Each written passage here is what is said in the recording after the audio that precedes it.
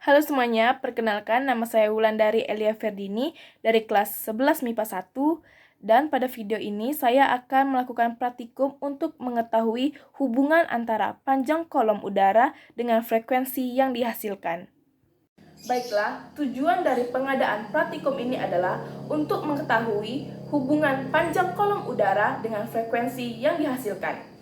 Kemudian alat dan bahan yang kita butuhkan adalah gelas kaca, kita membutuhkan sebanyak 4 buah. Yang kedua ada air. Yang ketiga ada handphone. Dalam handphone ini nanti akan kita install aplikasi Spectroid. Selanjutnya cara kerja praktikum. Yang pertama, siapkan terlebih dahulu aplikasi Spectroid. Yang kedua, isi gelas dengan air. Nah, jumlah air pada setiap gelas ini akan berbeda. Yang ketiga, basahi 2 jari Anda dengan air. Yang keempat, gosokkan 2 jari yang sudah dibasahi tadi ke bibir gelas. Sambil menggosokkannya, kita akan mendekatkan handphone pada gelas. Yang kelima, amati frekuensi yang sudah terukur pada aplikasi Spectroid. Baiklah, mari kita mulai praktikumnya. Yang pertama, pastikan kita sudah menyiapkan aplikasi Spectroid. Yang kedua, mari kita isi gelas ini dengan ukuran air yang berbeda. Yang pertama, gelas 1 1/4.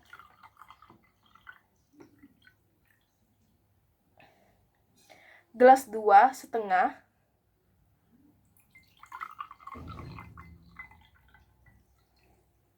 Gelas 3 3/4.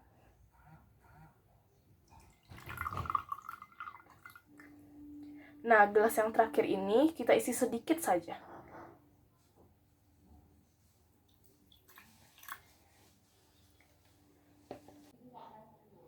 Baiklah, selanjutnya mari kita lihat frekuensinya. Basahi 2 jari. Kita akan menggosokkan jari kita ini selanjutnya pada bibir gelas.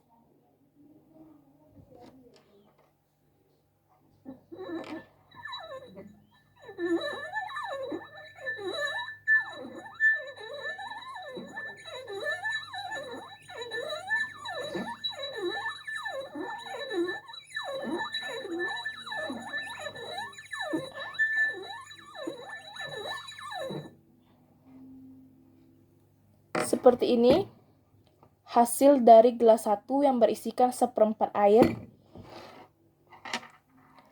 Selanjutnya gelas 2 yang berisikan setengah air.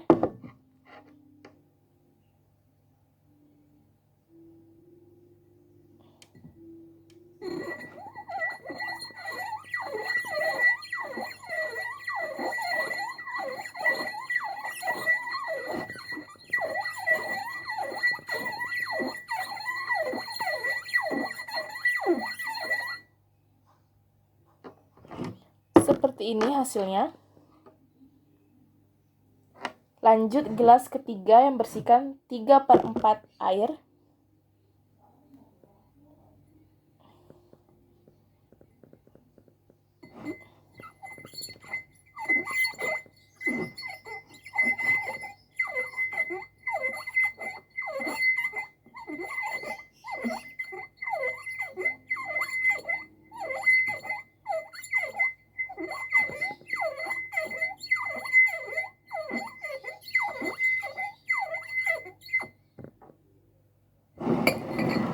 Seperti ini hasilnya. Yang terakhir gelas 4 yang berisikan sedikit air.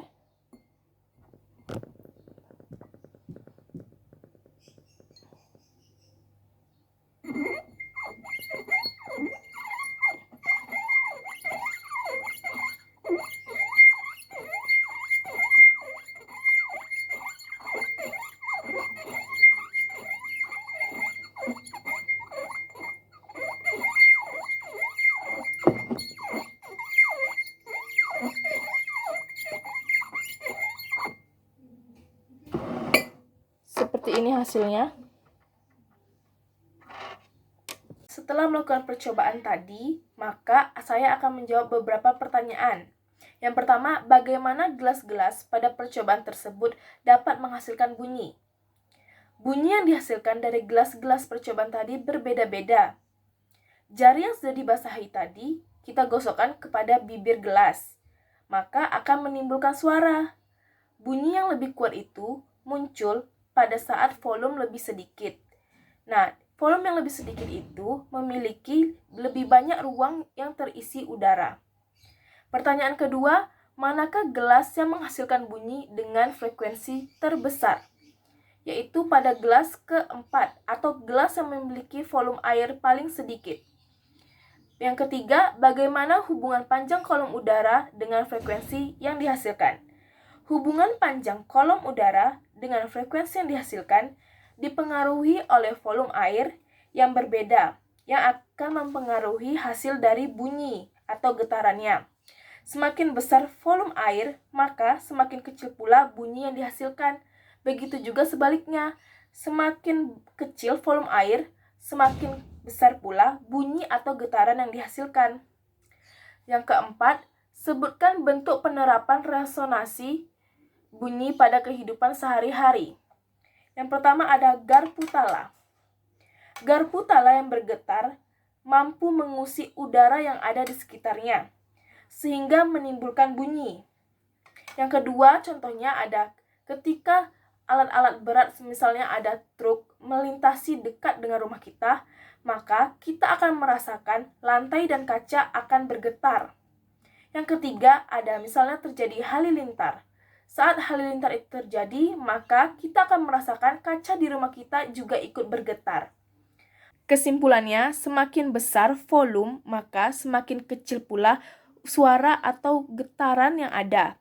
Sebaliknya, semakin kecil volume air, maka semakin besar pula suara atau getaran yang dihasilkan karena lebih banyak ruang yang terisi oleh udara.